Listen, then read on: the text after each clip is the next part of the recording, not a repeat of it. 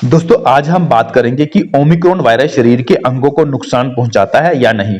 दोस्तों यह बात किस रिपोर्ट के आधार पर कही गई है और कोरोना के इस नए वेरिएंट का हमारे शरीर पर और अंगों पर क्या इफेक्ट पड़ता है, इसके साथ ही मैं आपको बताऊंगा कि कोरोना की तीसरी लहर की पीक और डाउनफॉल के बारे में तथा आईआईटी कानपुर के ताजा अनुमान क्या कहते हैं। दोस्तों अगर आप मेरे चैनल पर नए हो तो इसे लाइक और सब्सक्राइब जरूर करें और हाँ, लेटेस्ट और अपडेट वीडियो के लिए बेल आइकन को दबाना ना भूलें। तो इस वीडियो में हम ओमिक्रॉन वेरिएंट के बारे में बात करने वाले हैं। तो आइए शुरू करते हैं आज का वीडियो। दोस्तों यह वेरिएंट माइल्ड है। ओमिक्रॉन के संदर्भ में ज्यादातर लोग यही मानते हैं। अब ऑक्सफोर्ड, लैंसेट इन सब ने जो अपनी स्टडीज की है उनमें भी ओमिक्रॉन वेरिएंट को डेल्टा की तुलना में माइल्ड ही बताया गया है। दोस्तों आधार यही दिया गया है कि हॉस्पिटलाइजेशन रेट नहीं बढ़ रहा है। खैर इसी हॉस्पिटलाइजेशन को लेकर केंद्र सरकार ने भी राज्यों को चेताया है। केंद्र सरकार ने कहा है कि जो मौजूदा समय में जो एक्टिव केसेस हैं उनमें 5 से 10% लोगों को हॉस्पिटलाइजेशन की जरूरत पड़ रही है, मगर हालात तेजी से बदल रहे हैं और ऐसे में हॉस्पिटलाइजेशन की स्थिति भी बदल सकती है। दूसरी ओर इंडियन मेडिकल काउंसिल रिसर्च यानी आईसीएमआर ने कोरोना की गाइडलाइन में भी कुछ संशोधन किए हैं। इसके बाद कोविड पॉजिटिव व्यक्तियों के कांटेक्ट में जो भी शख्स आएंगे उनमें कोरोना के लक्षण दिखने पर ही उनका कोरोना टेस्ट किया जाएगा। दोस्तों अमेरिका में भी कोरोना की स्थिति नाजुक बनी हुई है और इसी बीच यूरोपियन हार्ट जर्नल में एक स्टडी पब्लिश हुई है। इस स्टडी के मुताबिक कोरोना का हल्का संक्रमण भी शरीर के अंगों को डैमेज कर सकता है।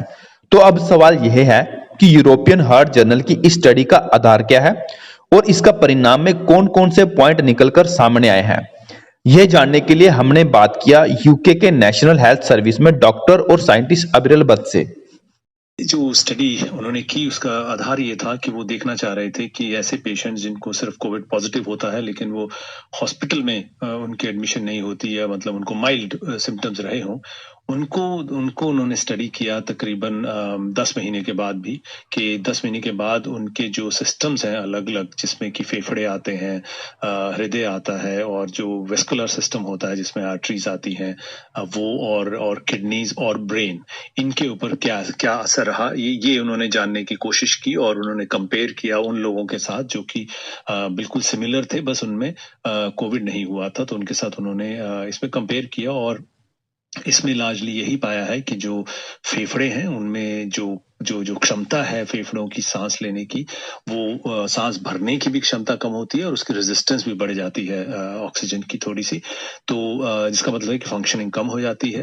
जो हृदय है उसके हिसाब से जो उसका हृदय का जो पंप करने की कैपेसिटी होती है, हृदय के दो भाग होते हैं, एक राइट वाला और लेफ्ट वाला, दोनों की जो वेंट्रिकल्स हैं दोनों साइडों के, उसमें उनकी पंप करने की क्षमता कम हो रही है। और जो कुछ मार्कर्स होते हैं हृदय के, जब इंजरी हो जाती है अपने हार्ट पे तो वो मार्कर्स ऊपर चले जाते हैं।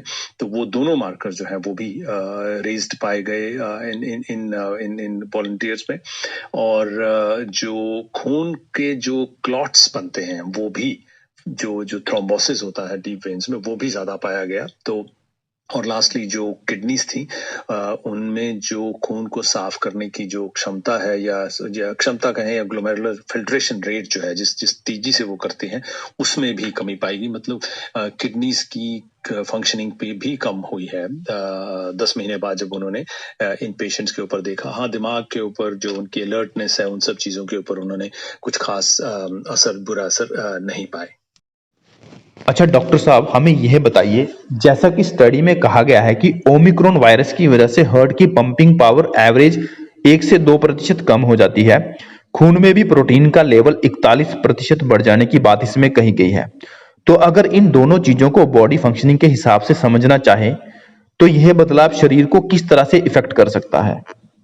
तो हार्ट की जो पंपिंग कैपेसिटी है, जैसे हम उसको इजेक्शन फ्रैक्शन कह लीजिए, वो जब कम होती है तब हमारा ये अक्सर जैसे हम कहें हार्ट अटैक के बाद हो जाती है, जब हमारे हार्ट के जो मसल्स हैं उनमें चोट लगती है, तो मसल का कुछ पार्ट में मसल फाइबर्स खत्म हो जाते हैं, तब ये कैपेसिटी कम हो जाती है। तो उससे क्या होता है कि धीरे धीरे हार्ट के ऊपर बोझ जो है वो बढ़ता जाता है और फिर टुवर्ड्स काफी सालों बाद वो हार्ट फेलियर की तरफ चला जाता है। तो ये लॉन्ग टर्म उसके इम्प्लीकेशंस हो सकते हैं। तो वो मतलब है इसका पंप करने का। जैसा मैंने कहा पहले, लेफ्ट और राइट साइड दोनों की पंपिंग कैपेसिटी कम हुई है। तो राइट साइड की जब कम होती है तो हमारे फेफड़ों में जो खून भेजा जाता है सफाई होने के लिए खून की, उसमें भी कैपेसिटी कम होती है। तो इससे हमारे हमारे खून के जो जो जो दौरा है उस पर भी असर पड़ सकता है। जैसे मैंने कहा, लॉन्ग टर्म हार्ट की जो जो जो सेहत है उस पर काफी बुरा असर पड़ सकता है। जो प्रोटीन्स की बात की जा रही है उसमें ये भी है कि देखिए, जो कुछ कुछ मार्कर्स रेज्ड हैं जैसे मैंने कहा, और वो मार्कर्स ये भी उनमें से एक मार्कर ये भी दिखाता है जो हार्ट फेलियर में वो मार्कर रेज होता है अक्सर, तो उसमें बढ़ोतरी है। इसका मतलब है कि जो हार्ट का लॉन्ग टर्म में जो फेल होना है, एक कंडीशन होती है हार्ट फेलियर, जिसमें हार्ट की पंपिंग कैपेसिटी कम होती जाती है और प्रेशर्स बढ़ते जाते हैं हार्ट के बाहर। तो उसकी होने की आशंका हो सकती है। प्लस जो हमने पहले बात की कि ब्लड क्लॉट्स बढ़ रहे हैं। उन्होंने देखा डीप वेन थ्रोम्बोसिस हो रहा है, मतलब जो जो वेन्स हैं, डीपर वेन्स हैं, उनमें क्लॉट्स बढ़ जाते हैं। और उसका खतरे, इन सब चीजों को अगर मिलाएं और खासकर डीप वेन थ्रोम्बोसिस को, तो ये क्लॉट्स वहां से डिसलॉज होकर आपके फेफड़ों में आ सकते हैं। कई बार जो अगर हार्ट से कई बार ऐसे क्लॉट्स बन जाएं तो सीधा ब्रेन में जाके स्ट्रोक कर सकते हैं। फेफड़ों में आके हम कहते हैं पल्मोनरी एम्बोलिज्म कर सकते हैं, जो कि फेफड़ों में जाकर वो एक ऐसी छोटी आर्टरीज होती हैं या वेन्स होती हैं जहां पे जाके वो आर्टरीज में जाके एंड में जाके वो ब्लॉक कर दें उसको, और वो एरिया डेड हो सकता है। तो एक लंग का हिस्सा खत्म हो सकता है और इससे कई बार सडन डेथ भी हो जाती है। तो ये मल्टी फैक्टोरियल जो चीजें देखी गई हैं वो चिंताजनक जरूर है, क्योंकि काफी सिस्टम्स के ऊपर इसका जो असर है वो पाया गया। और जैसे मैंने कहा, किडनीज भी क्लियर नहीं कर पा रही हैं उस लेवल से जैसे कि नॉन कोविड केसेस में देखा गया। हालांकि 10 महीने बाद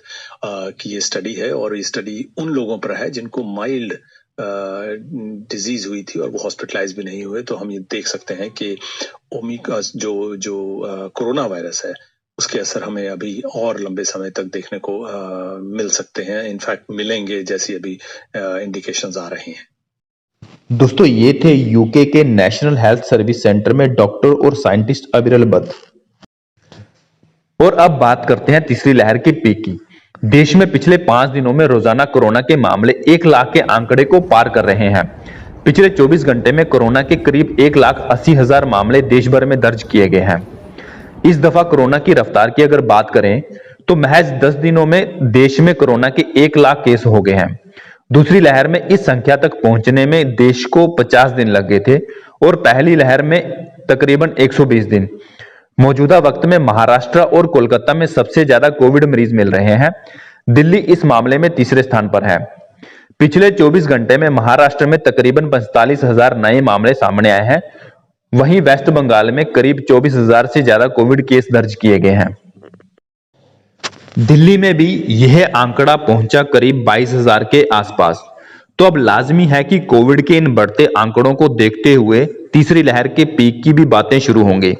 तो आईआईटी कानपुर में इसी को लेकर एक स्टडी की गई जिसमें मौजूदा लहर के पीक और डाउनफॉल की बात कही गई है। तो क्या कहते हैं यह स्टडी और इसके आंकड़े, यह जानने के लिए हमने बात की आईआईटी कानपुर के मैथमेटिक्स एंड कंप्यूटर साइंस के प्रोफेसर डॉक्टर मनिंदर अग्रवाल, जिन्होंने यह स्टडी किया है। दिल्ली दोनों ही जगह अगले कुछ दिनों में इस मॉडल के अनुसार पीक आ रही है, आने वाली है। 15 जनवरी के आसपास 1-2 दिन आगे पीछे हो सकता है। आंकड़ा 30,000 से 40 के बीच में, लेकिन मेरा अंदाज है अभी कि शायद वास्तविक नंबर थोड़े कम होंगे उससे, क्योंकि अभी पिछले कुछ दिनों में एसिम्प्टोमेटिक केसेस को टेस्ट करना बंद कर दिया गया है। इसकी वजह से यह संख्या थोड़ी कम निकलेगी। केस को राइज होना तो हम जनवरी तक देखेंगे। जनवरी में जब पीक आ जाएगी उसके बाद तो कम होता ही जाएगा।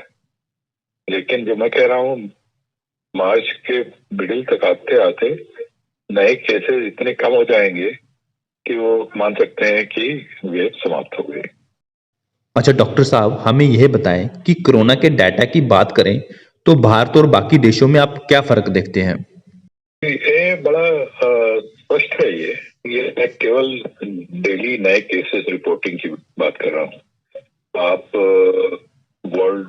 वर्ल्डोमीटर साइट है, वहां पे आप कोई भी जाए और वहां पे हर एक देश का देखे कि किस तरह से ग्राफ ऊपर और नीचे जा रहा है नए केसेस का, तो आप ये पाएंगे कि भारत का जो प्लॉट है वो बड़ा स्मूथ है, स्मूथली ऊपर जाके स्मूथली नीचे आ रहा है शुरू से पैंडेमिक के।